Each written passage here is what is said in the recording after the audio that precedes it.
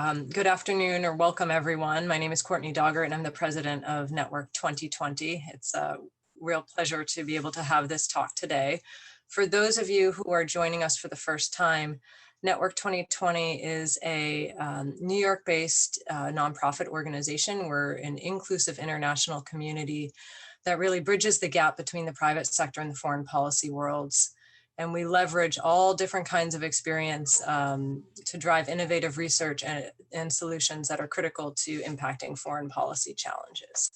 As part of what we do, we have many programs, but one of our most popular is this virtual briefing series. And as we were talking about what to do in the post-election time period, we knew that we needed to have someone who could talk about what is facing the president, whoever it would be, in the foreign policy world. And we would need someone who could transcend politics, who really understands the complexities of foreign policy, but who also understands the intersection of domestic policy and foreign policy. And of course, there is no better person than Dr. Richard Haass. So for those of you who don't know, but I'm sure everyone does, Dr. Haass is a veteran diplomat, a prominent voice on American foreign policy, and an established leader of nonprofit institutions. He is in his 18th year as president of the Council on Foreign Relations, which is an independent, nonpartisan membership organization, think tank, publisher, and educational institution that is a resource to help people understand the world and foreign policy choices facing the United States. It is really one of the top foreign policy think tanks in the world. In 2013, he served as the chair of the multi-party negotiations in Northern Ireland that provided the foundation for the 2014 Stormont House Agreement. And for his efforts to promote peace and conflict resolution, he received the 2013 Tipperary International Peace Award. Dr. Haass was Director of Policy Planning for the Department of State, where he directed the policy planning staff and was principal advisor to Secretary of State Colin Powell. He was confirmed by the U.S. Senate to hold the rank of ambassador and served as the U.S. coordinator for policy toward the future of Afghanistan and U.S. envoy to the Northern Ireland peace process. He was special assistant to President George H.W. Bush and senior director for Near East and South Asian affairs on the staff of the National Security Council. In 1991, he was awarded the Presidential Citizens Medal for his contributions to the development and articulation of U.S. policy during Operations Desert Shield and Desert Storm. And he has served in the Departments of State, Defense, and as a legislative aide in the U.S. Senate. A Rhodes Scholar, Dr. Haass holds a bachelor's degree from Oberlin College and master's and doctorate of philosophy degrees from Oxford. He has also received numerous honorary degrees and was a member of the faculty of the Harvard University's Kennedy School of Government and Hamilton College. He is the author or editor of 14 books on American foreign policy and 1 book on management, which is excellent, I have read it. And his latest book is The World, A Brief Introduction, published by Penguin Press. And I have a copy right here. It is very good, I highly recommend it. And just on a personal note, I think that Dr. Haass has done an excellent job in really taking the lead in terms of promoting global literacy. And I think it's a very important initiative. And so, thank you for your work doing that. Moderating our conversation today is Mary Louise Kelly, who is a co-host of All Things Considered, National Public Radio's award-winning afternoon news magazine. She spent a decade as a national security correspondent for NPR News, and she's kept that focus in her role as an anchor. She's taken All Things Considered to Russia, to North Korea and beyond, including live coverage from Helsinki for the infamous Trump-Putin summit. And her past reporting has tracked the CIA and other spy agencies, terrorism, wars, and rising nuclear powers. Her assignments have found her deep in interviews at the Khyber Pass, at mosques in Hamburg, and in grimy Belfast bars. Her writing has appeared in the Wall Street Journal, the New York Times, the Washington Post, Political, Washingtonian, The Atlantic, and other publications. She has lectured at Harvard and Stanford and teaches courses on national security and journalism, and also serves as a contributing editor to The Atlantic and moderates forums from Aspen to Abu Dhabi. She graduated from Harvard University in 1993 and completed a master's degree in European Studies at Cambridge University in England. So, as you all can tell, you are in very good hands today, and thank you both for joining us. It is a real honor to have both of you here today. So with that, I'll turn it over to Mary Louise with the caveat that if anyone has any questions at any point, you can put them in the Q&A box and we'll get to them when it's time for Q&A. So over to you, Mary Louise. Thanks, Courtney. Thank you, Courtney. We appreciate it. Richard, welcome. Hopefully you're going to pop up on my screen in just a moment where everybody will be able to see us. Welcome to everyone. Thank you for joining us. When I accepted this invitation, we didn't know who was going to be the next president of the United States or quite what direction this conversation will take. There is so much to talk about that I want to just dive right in with you, Richard, and ask, our assignment today, the title of this conversation is The Next President's Inbox, A World of Increasing Disarray. The idea that it's not only disarray, but it's increasing is so grim a starting point that I thought I might throw you a question just to give us a basic frame and talk to us about your latest book. Courtney mentioned all the many books that you have written, but your latest one, which just gives a very basic primer on the world, the history that we need to bring to this moment. So start there with how you are coming at this moment of transition. Well, thank you. Great to be with you again. Thank you, Courtney. So let's start with that. I'm sorry I had to write it. That's the honest truth. This is a book that's meant to be a primer, a basic foundational book about the world, about the background to foreign policy.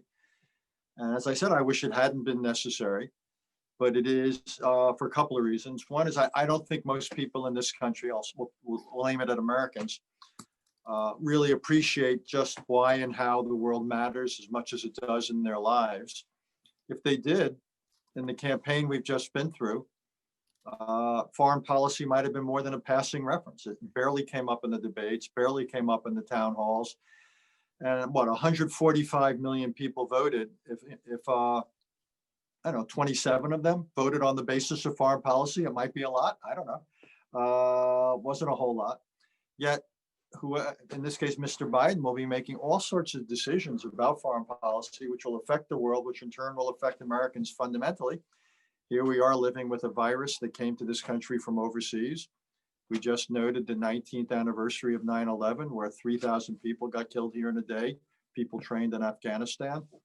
Climate change is the cumulative effect of what happens anywhere and everywhere, but it has all sorts of local consequences. Today's newspaper was filled with stories about Afghanistan, about Iran. So the world matters, yet I don't think lots of people connect the dots in that.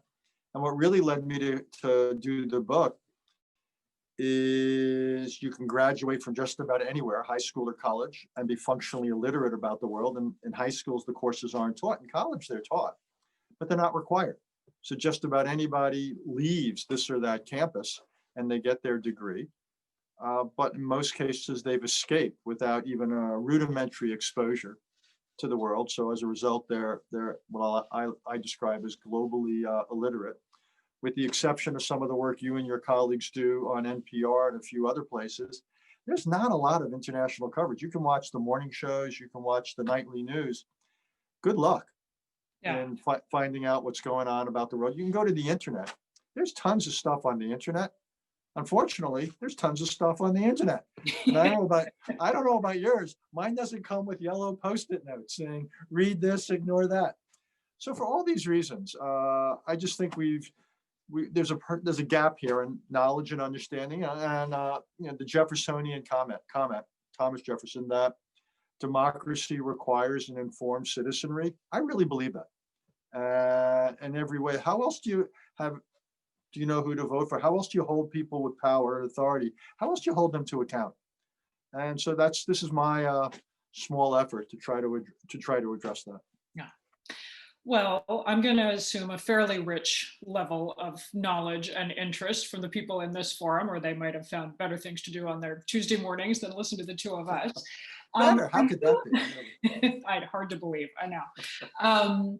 I want to make it specific and I want to take you, Richard, on just a quick hopscotch around the globe to check in on, a handful of places, how things might look different, how things might not under a President Biden. We could obviously go to any number of dozens of places. I have picked 4. Are you ready? Yes, ma'am. Okay. Number 1. Sitting down. I am sitting down, literally and figuratively. Okay, get up. We're going to fly first and touch down in Pyongyang. And I am picking that because 4 years ago, exactly, when President Obama was transitioning and handing off to President Trump, he told him that North Korea was going to be his top priority, the number 1 most urgent national security threat that was likely to be on his plate. Where does it rank now? Where's what? Where does it rank now? Well, objectively, the situation's gotten worse. North Korea has used the last nearly 4 years to increase the quantity of nuclear material it has, the number of nuclear weapons it has, and it's improved both the range and accuracy of its missiles, and can now reach, among other things, the continental United States. So the threat has objectively gotten worse. I don't, though, think it feels as acute. And the reason for that is it's relative. There's so many other things that are jammed into the inbox that will greet Joe Biden, whether it's what to do about China, what to do about climate change, what to do, obviously, about COVID-19, and so forth, that North Korea now is competing more for attention than I believe it competed for 4 years ago. Plus, in some ways, we've lived with this reality. I still think it's a big issue. And I would think that for the Biden administration, you're not going to see personal diplomacy, I believe. I don't think you're going to see all sorts of theater about denuclearization. If I were to guess, I would think we'll probably go back to some version of what in my youth we used to call arms control. And essentially where you'd, among other things, try to work with North Korea and basically say, look, for certain types of restraints, we would be prepared to do certain relaxation of sanctions. And it actually very quickly connects to another country, which is China. Yeah. 90 what? That's step number 2, by the way. You're ahead of me. Since we're in Pyongyang, we're going next to Beijing. Well, the only reason it'll be the only time today I'm ahead of you. And 2, the only reason I introduced it is that if you want to have influence with North Korea, the place in some ways to begin is in China, since almost all the trade transit there. So one of the arguments for having a working relationship with China is North Korea. And indeed, at the risk of getting ahead of ourselves, it tees up the structural challenge of the U.S.-China relationship. How is it you maintain the possibility of select areas of cooperation, say on North Korea, against the backdrop or in a context where you have this highly competitive, friction-filled, deteriorating relationship? And in some ways, that's an even bigger challenge because North Korea, in some ways, is subsidiary to the larger challenge, I would say, of designing and then implementing a productive relationship with China. Yeah. Do you see China as the defining relationship in the years ahead in U.S. foreign policy? I do. I actually do. I think for the Cold War, you had 4 decades where the U.S.-Soviet relationship was defining. I think now the U.S.-China relationship is the single most important bilateral relationship.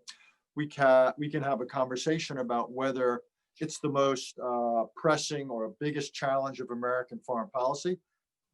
I think it's right up there on the short list, but it's certainly the most important relationship. And I do think structurally, it's in some ways even more difficult than the U.S.-Soviet relationship was, because China, unlike the Soviet Union, is so involved in the world economically. We could have a narrower relationship with the Soviet Union. We can't have such a narrow relationship with China. Plus, a lot of countries we want to work with us against China are among China's biggest economic partners. So I actually think it introduces a degree of complexity into diplomacy that we didn't have during the Cold War with the Soviet Union. Step number 3, Tehran. In the headline, never far from the headlines, and in the headlines again today, reports that President Trump was asking for military options for his waning weeks in office. I mean, I guess let's start there with you know, how seriously do you think that was being considered? That might still be being considered, and what is the path forward for a Biden administration? If the goal is to prevent a nuclear Iran, what options are there? If a military strike is, you know, not the way to go, and sanctions aren't working, what are you going to do?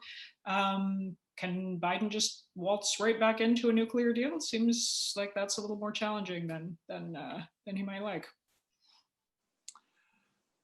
It's hard to say how seriously to take it, because one of the very few lessons I've derived from the last nearly 4 years, and I bet it's the same lesson you've derived, is you learn you can't dismiss anything, and you've learned equally you can't assume or take anything for granted. So normally during a transition, the outgoing government would be somewhat restrained. And it's one thing if you're forced to react to a development, but the idea that you would initiate something big is, I'd have to think about it, put on my historian's hat, but I can't think of something like that. But this is an administration that's rarely met a norm it hasn't broken. So I don't think they feel constrained by that. That said, it's a particularly bad idea for lots of reasons. One, if you're not wild about this regime in Tehran, there's no better way to reinforce it than to attack it. Suddenly, everybody would rally around the flag. Whatever you destroyed would simply be a setback. They would reconstitute their nuclear program, except when they did it, they would do it far more underground. So you couldn't do it again. Diplomatically, we would probably isolate ourselves more than them. It might be really hard to reconstitute any sort of an international effort. Iran has all sorts of geographies and instruments it could use for retaliation. So it's one thing to use force as a last resort. It's something else to use it now. We have other resorts, not just sanctions called it, but as you mentioned, diplomacy. So, I would think for the Biden administration, the big question will be whether you get back into the 2015 agreement, which would require Iran to dial back some of their nuclear increases. But even if you do, it only buys you a little bit of time.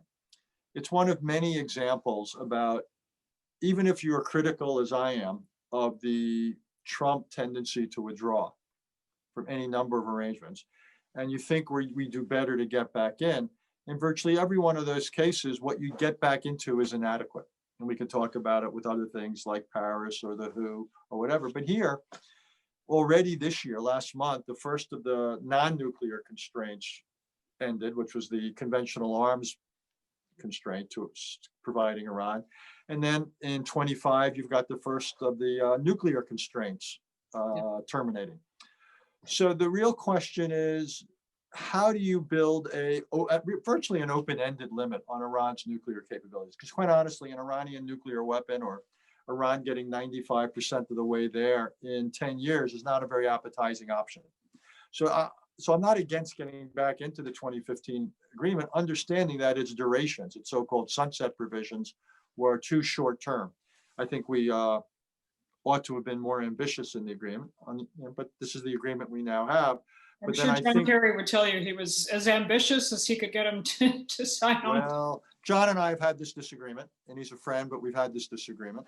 And the Europeans, I think, wanted something more ambitious. So did some of his colleagues. I think I wasn't at the table, so I'm not going to say facilely we could have gotten it. I would simply say it's inadequate. Mm-hmm. It's a basis for the future. It is not adequate. So I would say the goal ought to be, whether we get back into it or not, is how do we extend its constraints on Iran beyond 2025, beyond 2030? Because if anyone thinks the Middle East now is bad, and it is, just imagine a Middle East where Iran either got nuclear weapons or got 95% of the way there. The Saudis, the Egyptians, the Turks, I don't know who else would follow suit.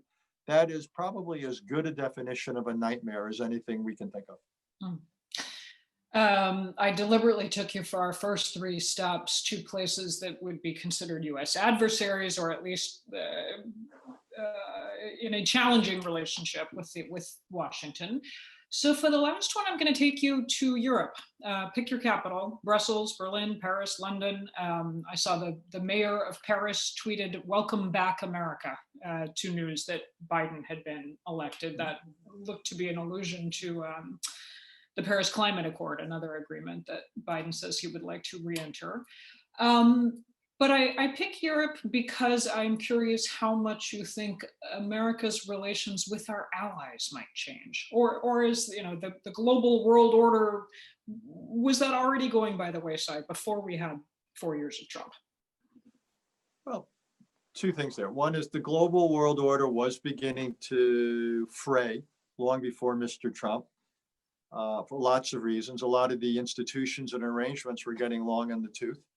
They were created in the aftermath of World War II. It's a very different world. In some cases, we don't really have institutions. There's no institution that seriously deals with, say, regulating the internet or the digital domain. Paris is another example of a woefully inadequate agreement to deal with climate. The World Health Organization, we've had it since the post-World War II period. The problem is it's deeply flawed. We've just had a textbook demonstration of it. So the world order was already, shall we say, not doing well. China's rise, Russia's crankiness were all additional challenges to it. So the idea of how you buttress it, how you reform it, is out there. And allies are your great partners. I mean, to me, the reason to be close to our allies in Europe and Asia is, one, it helps us manage difficult major powers like Russia or China. That's the classic role of allies. But I think the additional role of allies, if you see them less in a political military sense, but more as partners more broadly, is they help us.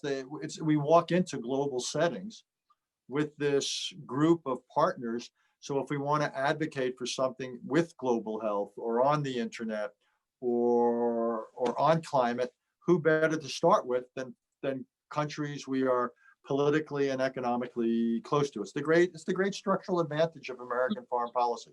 So I would think early on, you will see a major, not just demonstration, but the reality that this administration, the new administration, will be alliance centric. It'll be much more multilateral. You'll see it in the symbolic rejoinings of agreements, but in some ways, the consultations with allies provide a foundation for a lot else of what else they will do in the world. I'm dying to make you get back on this plane and touch down in Saudi Arabia and touch down in Russia, and we'll hopefully get to some of that in questions, which, by the way, let me just encourage people as you're listening, feel free to go ahead and type questions. I'll work them in as we go. You can use the Q&A function there on Zoom, and I will see them as they stream in. But I have a couple of broader questions, picking up from where you just were, Richard, where you're talking about foreseeing a Biden foreign policy as rejoining agreements, multilateral, consulting with allies. That sounds awfully like where U.S. foreign policy stood on January 19th, 2017. Any area, as you look into your crystal ball, where you can imagine Biden foreign policy looking radically different than Obama foreign policy? Really good question. I would think it's mostly unlikely, with one important exception. Mm-hmm. And the reason I think it's mostly unlikely is, one, it's a lot of the same people, beginning with the former vice president about to be the president. So a lot of these people come from that world. Second of all, Mr. Trump was something of an aberration. So the idea of rejoining a kind of a continuum that really began with Truman and went through Obama is what you would expect.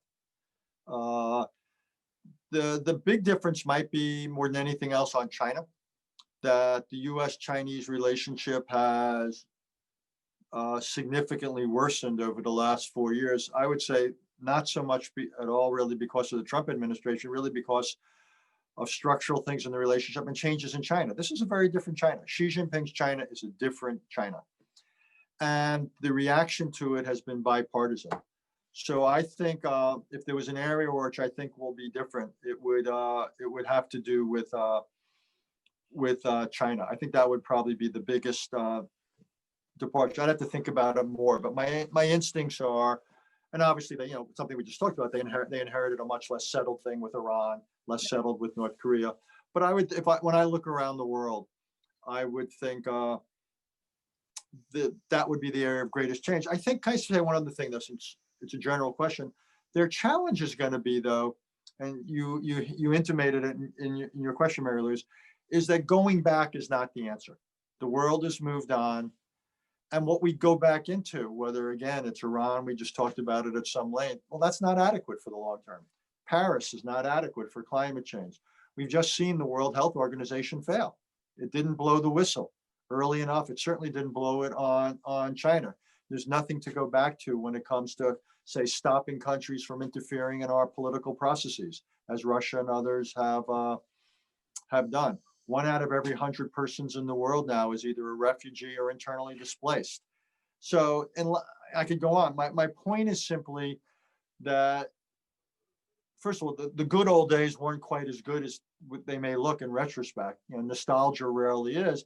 In any case, it's not an adequate basis for the third decade of this century. And I think that'll be the real challenge for a Biden foreign policy, is even if we go back to some of the things that were there, and that becomes a foundation, what I call repair. I wrote a piece recently in our magazine. That's the repair phase of our foreign policy, to fix the world, to kun olam, to repair it.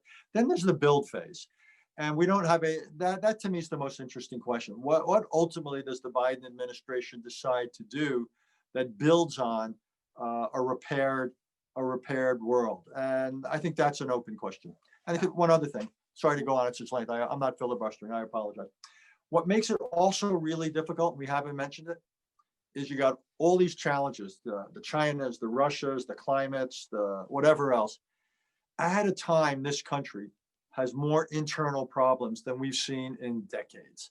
So to get the bandwidth and the focus on foreign policy, I think that's going to be extraordinarily difficult, even if, God willing, we're in 6 months or 9 months, we've finally gotten on top of COVID. I wonder about that.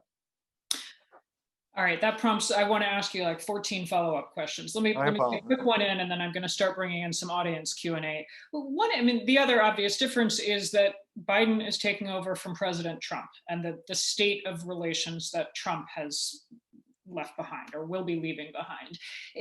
As we talk about, I get that going backwards isn't the way forwards, but Biden does say he wants a new Iran nuclear deal. He does say he wants to rejoin the Paris Climate Accord. He says he wants to refund the WHO.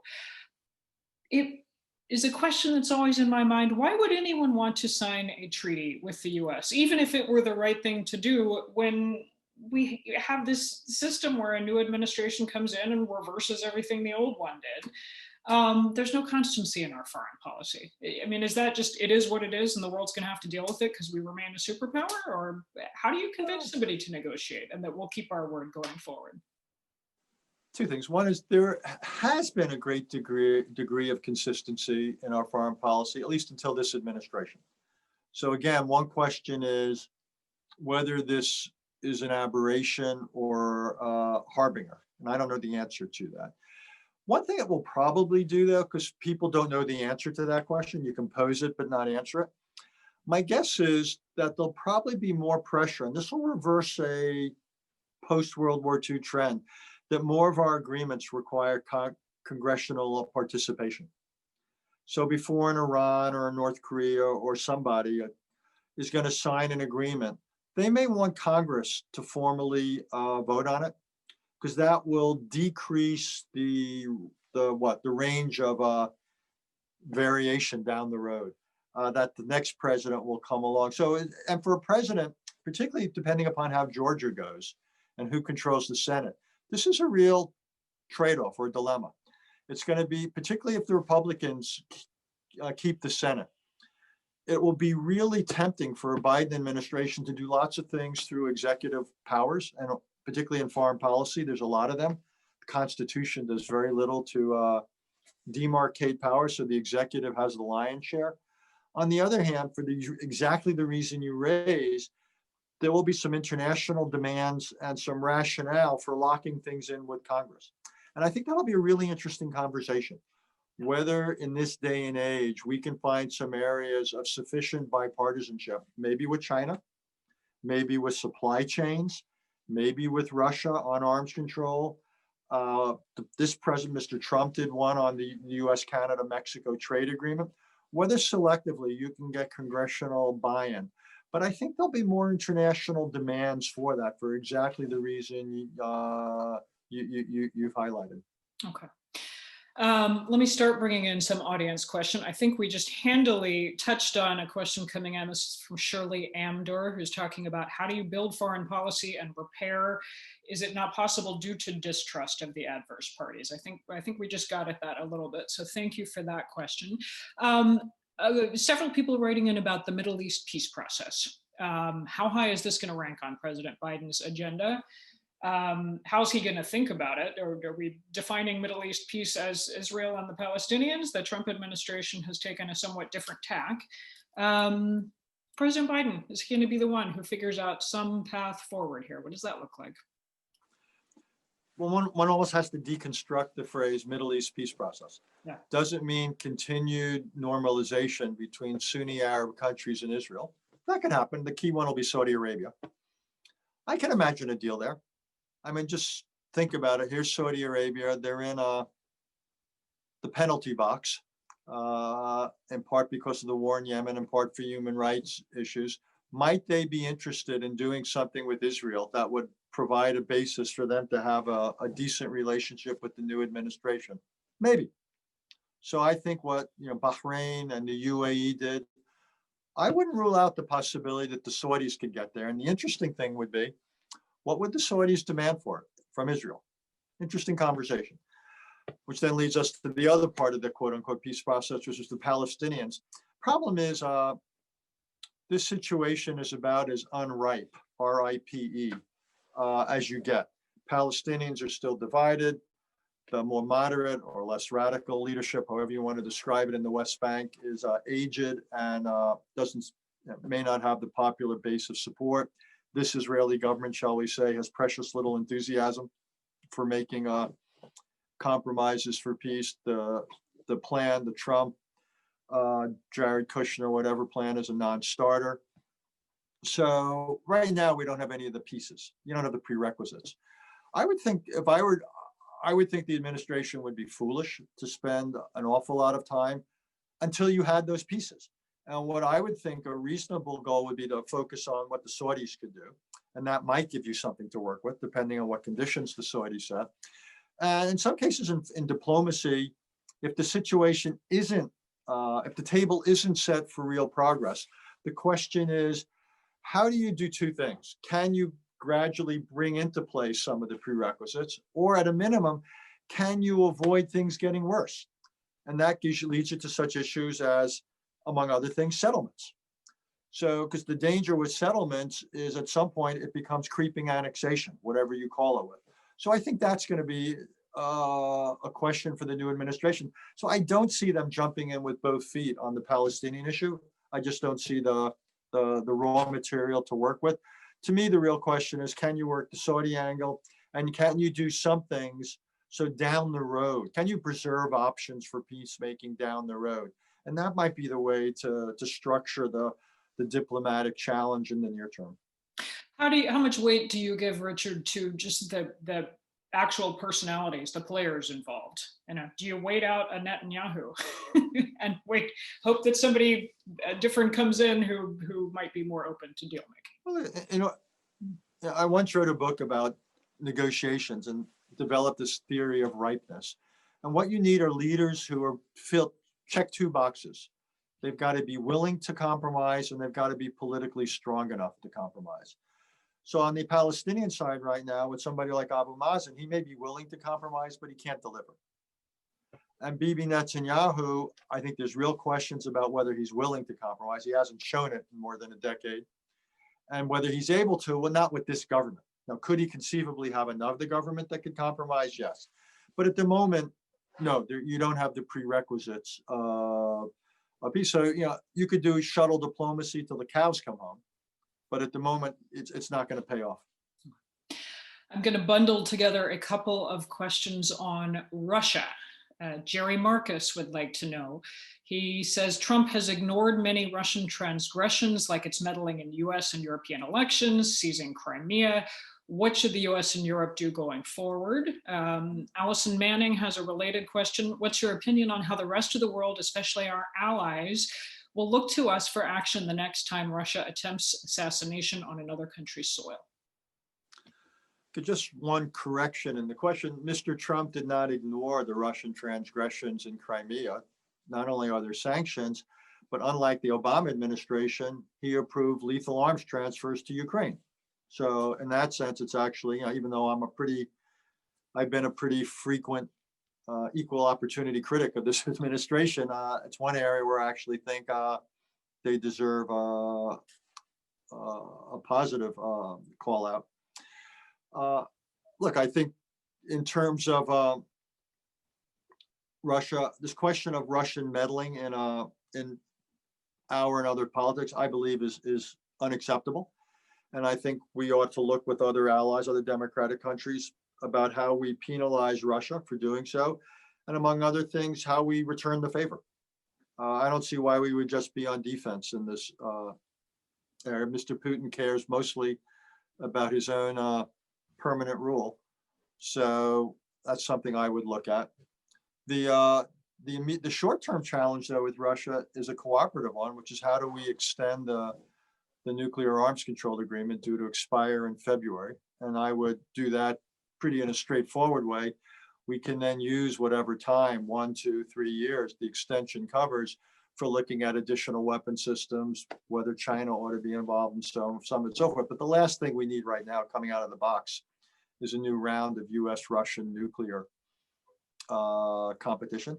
I would continue to look at how do we strengthen NATO, but I wouldn't harp on how much NATO countries spend. I would function much more on how they spend it. Europeans spend hundreds of billions of dollars on defense. The problem is we don't have hundreds of billions of dollars of defense to show for it. It's not done in a very strategic, coordinated way. So I would focus much more on that. I would have diplomacy with the Russians. I never thought that diplomacy was a favor. I've always thought diplomacy was a tool of national security. So we should talk to Russia about Ukraine, about interference in politics, about nuclear issues, about the Middle East. We should talk to them about everything and anything. I'd like to have note takers in the room. I'd like to have some summits that are prepared, but I don't understand. I've never thought it makes a sense to humiliate Russia, to isolate Russia. Again, diplomacy is not a favor; it's a tool. We should employ it in ways that serve our national interests. So I'd be open to all sorts of conversations with the Russians about all sorts of things, but without any illusions, since Mr. Putin, he has no interest in resurrecting a liberal world order. He wants an illiberal world order, or even better yet, an illiberal world disorder. So he has very different foreign policy goals than we do.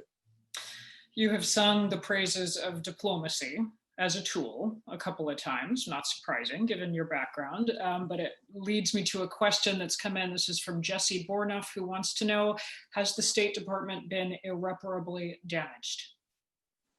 State Department's been damaged, not irreparably. Very little in life is irreparable.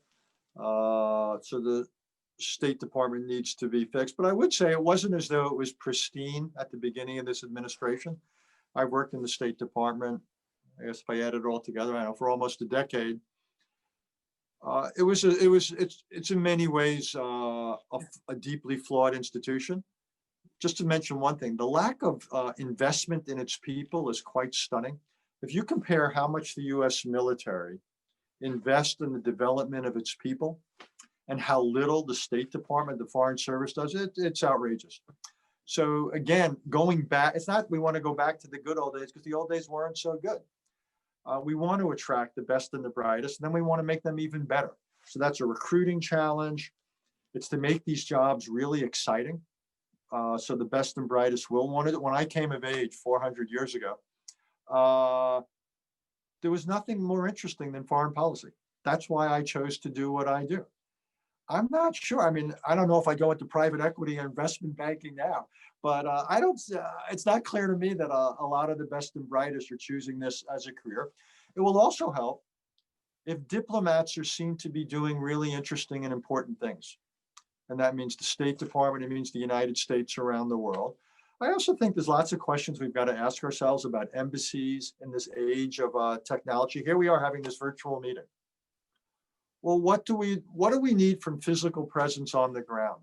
And I haven't thought it all through. I don't know what I think on this subject. Well, we just published a report on it at the Council on Foreign Relations. I see Harvard just published one. I think it's a time for really fertile thinking about what we want our embassies to look like. What is the right role? What is the right size? What do we want diplomats to do? How do we train them? Who do we recruit? Let's bring back some of the people who prematurely retired because they were driven out by this crowd. Let's think about more lateral entries. Why does everyone have to make it a career? I didn't have to make it a career. I've gone in and out. Why can't more people have that? So I really think we've got to be creative, but it will really help if it looks really interesting, because then people will volunteer to come in for a stint, even if they don't come in for a career. That would be great. You're reminding me of this, one of those rare moments of clarity that you get a few times in your career. I remember sitting as a young reporter at a State Department briefing. This was like 2003. Colin Powell was Secretary of State. And he's briefing about Iraq and diplomacy and building a coalition. And I remember just sitting there thinking, I'm not sure that the State Department is where the U.S. is actually exerting most of its influence overseas. I think that's going through covert and military channels and through the CIA and the Pentagon and other places. And that's led me to launch the intelligence beat at NPR and kind of how I started tracking things that way. But I mention it to echo your point that some of these changes were well underway in terms of the U.S. exerting influence overseas. Let me ask 30 seconds anecdote. Yeah. So it was during the transition when Powell became Secretary of State for W, and he was meeting with Mark Grossman, who at that point I think was the Director General, basically the chief personnel person in the Foreign Service. And they were just reminiscing about their careers. And Mark is probably a good 15 or 20 years younger than Colin. But they were talking about their careers. And at some point, the question of training came up, and Powell had years and years of it, staff colleges and this and that. And he asked Mark, well, yeah, how much have you had? After Mark, I think about 3 weeks. and Mark went on to be one of the leading Foreign Service officers of his generation. And it's not just how much training, it's the quality of it. We can't train, anyhow, it's a longer conversation, but it really needs to be rethought from root and branch. And what both Rex Tillerson and Mike Pompeo had done, I think, was really bad. That's diplomatic for what they did. So I think there's both the necessity, but also the opportunity to really rethink what human capital we need to optimize our capacity to carry out diplomacy. Follow-up question from the audience says, you mentioned the emerging bipartisan consensus vis-a-vis getting tougher on China. Is there room for bipartisan cooperation on national industrial policy, repatriating international supply chains, bringing back American manufacturing, et cetera? I'll just broaden that and ask, is there room for a more bipartisan foreign policy than we have seen in recent years? I'm not sure it could be less bipartisan. On the former, absolutely. I think you already have buy-in across party lines, just from my own conversations with people in the Senate and the House. I think you'll see it by institutional Congress and the executive branch that we've got to do something about. The phrase will be supply chain resilience, but essentially moving away from reliance on single sources of supply of critical materials. Considerations other than price will now come into it. And this could lead to multiple sources or stockpiling or domestic production. And I think you're going to see that in the context of COVID-19 about using the DPA. But I think this is going to happen.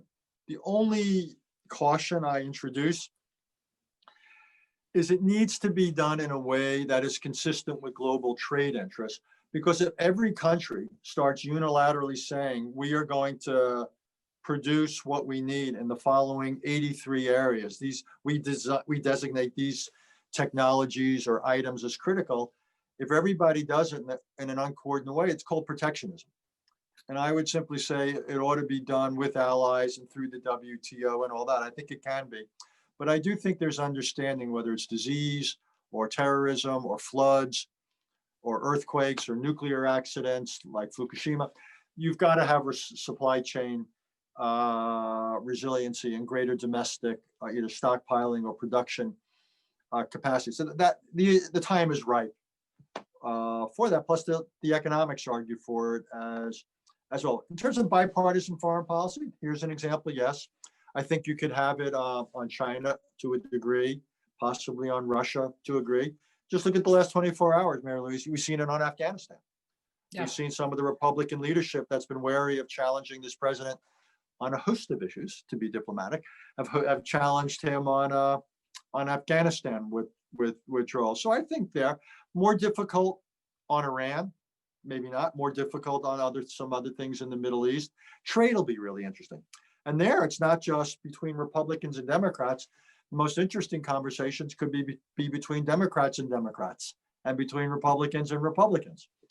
Can you, for example, if you're worried about China, one of the things in principle you'd want to do is get into what was the Trans-Pacific Partnership. What better way to get China to raise its economic standards? Well, but that would mean we would have to get into another trade regime. Is there support for it? What would be the conditions? So, but I do think, all things being equal, the idea of having selective areas of bipartisanship in a positive way, we've already got it. India. If you look at the last, 20, 25 years, Democratic and Republican presidents have come and gone. One of the things they had in common is with every president, we've seen a gradual, steady improvement, increasing closeness economically and strategically between the United States and India. So yeah, so my answer to your question is sure. And I would think the new Secretary of State ought to spend perhaps more time on Capitol Hill than he or she might necessarily be inclined to do. I will throw a little news flash in here. I can see my NPR emails pinging down one side of the screen. And just to loop back to our discussion of the Middle East and Netanyahu, my colleague Daniel Estrin, our Jerusalem correspondent, has just 3 minutes ago emailed that Netanyahu just got off the phone with President-elect Biden, that he referred to him as President-elect Biden, which he had not done before, and that they have agreed to meet soon and continue strengthening the strong bond between the U.S. and Israel. So there's the beginning of that phase of their relationship. You just mentioned Afghanistan, and that is obviously very much back in the news as we hear that President Trump, we may be about to get an official order to reduce troop levels there and in Iraq. There's an audience question asking, is the U.S. out of Afghanistan for good? What do you think?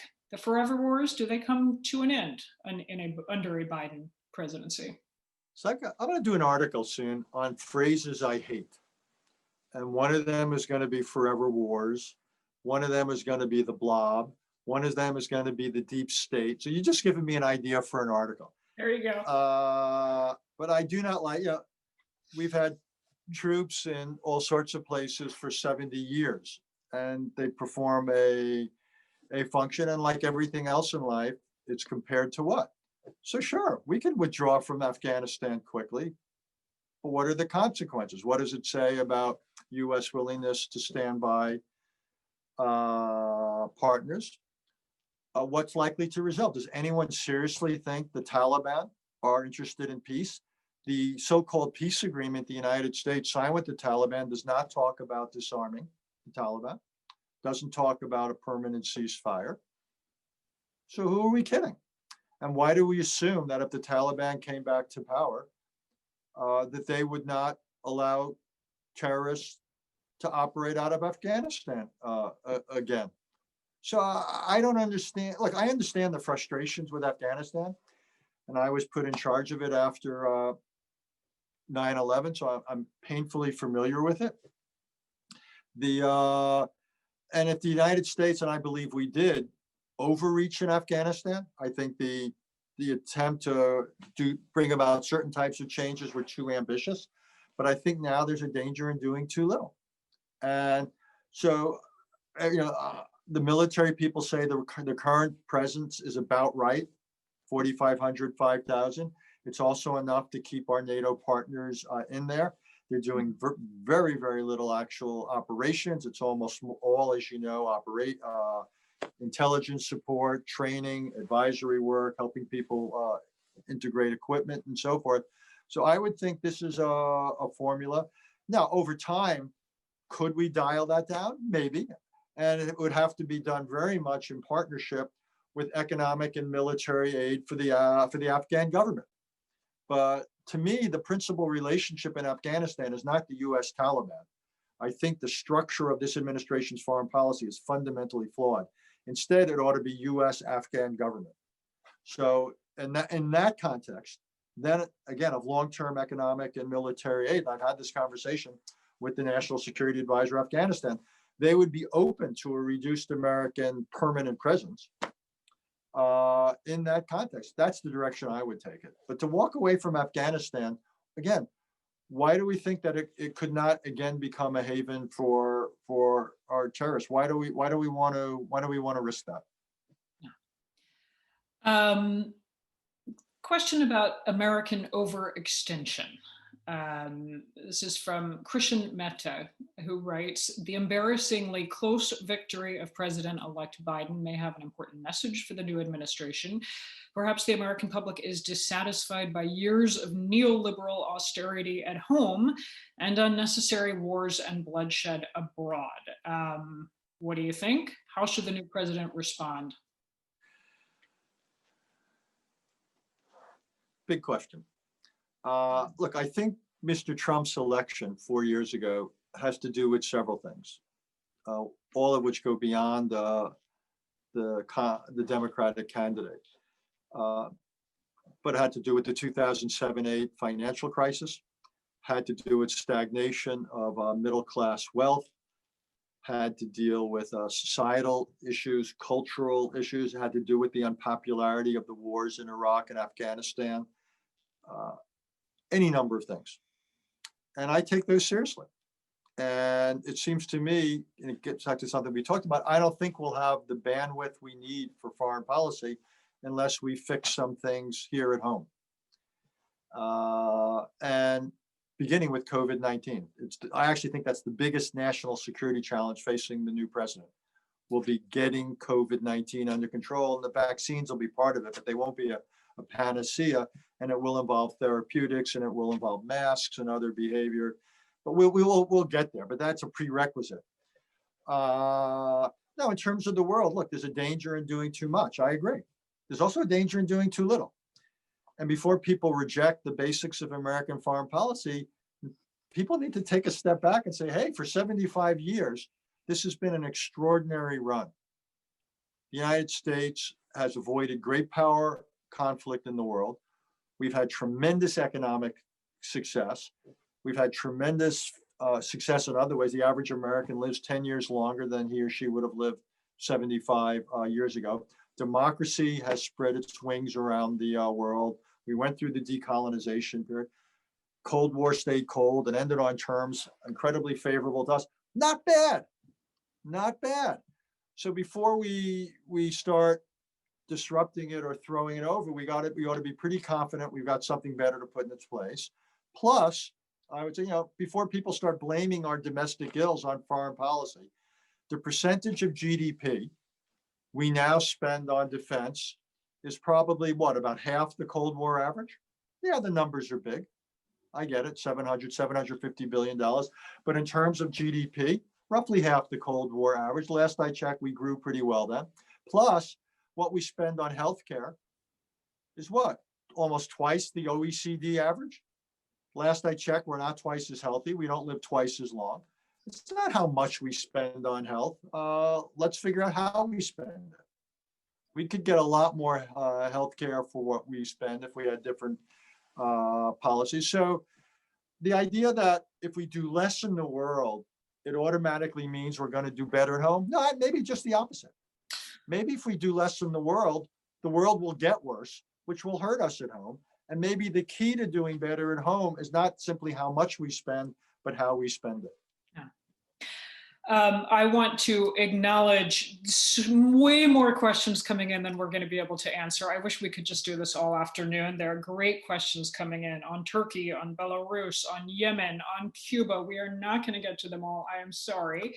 I am going to exercise moderator prerogative and give myself the last question, because you just mentioned the pandemic, Richard. It's I don't know what the cliche is that's most appropriate, the elephant in the room, but I mean, we are doing this virtually because we can't go anywhere, because we are all at home, and it looks like we still will be for months and months to come. There are a million questions I could ask about what is Biden going to do about it. But I think the specific question I want to ask speaks to that everything is disrupted. We are all living through this at once, all over the world. Some people have posited that this presents risk, obviously, but also opportunity to disrupt the world order on a scale that we haven't seen since World War II. What do you think? Well, just so I understand you, you're saying that people see this as a chance to disrupt, and that's a good thing? Is that the argument, or a chance to disrupt and that's a bad thing? Opportunity to change the world order at a greater scale than we have lived through in my lifetime. Well, again, disruption can be good, but you better have something better to put in its place. So I'm all in favor of potentially disrupting the World Health Organization, but only if I've got something better, and whether that's within the WHO or more likely outside it. We need a kind of standing sentinel. We recently did a task force report on it at the Council on Foreign Relations that basically can hold a light onto countries, almost the way they say the International Atomic Energy Agency does it in proliferation. We need something stronger to monitor so the Chinas of the world can't get away with what they did in the opening weeks of this, what became a pandemic. It wasn't inevitable, it would, but it did. So I would hope that this crisis becomes an opportunity, say, for improving global governance in that area, as well as national policy. Maybe the 2007-8 financial crisis improved certain types of regulatory regimes in the financial realm. But again, we've got to be sure that we learn the right lessons and we put them in its place. I would think the initial result of thinking about global health, rather than remaking the world there, I would say let's do what we have to at home to get this under control. We've already talked a little bit about that. Let's look at improving global health machinery. Let's come up with a serious global vaccine effort that the United States participates in, rather than ignores. If we have a 2-dose vaccine, just do the math. That's 16, 17 billion doses. That's a lot of doses to produce and distribute, particularly given refrigeration. So massive challenge, but we need to do that to keep people alive, to get economies back, because unless we get economies back, it's not just going to have economic repercussions, it'll have security repercussions. So this is a big national security challenge. I'm all in favor of everything we've talked about, looking at better machinery. Whether it's dealing with Iran or North Korea or China or climate change or the internet, that's the challenge. That is the foreign policy challenge. We have the familiar challenge of how do we deal with great powers like Russia and China. But the real foreign policy challenge is how do we come up with machinery that is adequate for dealing with global challenges. We can't do it unilaterally. We got to do it collectively. So we got to figure out the design challenge, and then we've got to implement it. That is the foreign policy burden or challenge or opportunity, all against the backdrop of a country that has a lot of fault lines in it. And that's why, I always say when you run for president, you can choose just about anything and everything you want except your inbox. Yeah. Well, Mr. Biden is going to be greeted by one hell of an inbox, and one can only wish him well with it. We will stop there with that image of the towering inbox that awaits Joe Biden when he moves back into the West Wing of the White House. Richard Haass, Thank you so much. This was fantastic. We so appreciate Thank it. you. This was fun. Courtney, I'm going to hand it back to you to send us off into our days. All right, thank you. Dr. Haass, thank you so much. Your wisdom and insights are phenomenal. And of course, we wouldn't have been able to unearth all of them if it had not been for the wonderful interview acumen of you, Mary Louise. So thank you both so much for taking the time today. And thank you to the audience. Richard Haass's book, The World, A Brief Introduction, is excellent. There's a QR code on your screen. It's a good stocking stuffer size, as we talked about in advance. So please do check that out. And Network 2020, we are trying to continue to offer these briefings. We have a new one on Thursday that's on the G20's role in a COVID-induced crisis. So please do RSVP. I hope you can join us. That will also be at noon. And we are trying to keep these briefings free and open to all. So if you would like to RSVP for the upcoming event, or you can find it in your heart to donate to keep this going, we would really appreciate it. So thank you everyone for joining us. Have a wonderful day. And thank you again, Mary Louise and Dr. Haass. We really appreciate it. Thank you. Thank you, Courtney. All right, take care. Bye-bye.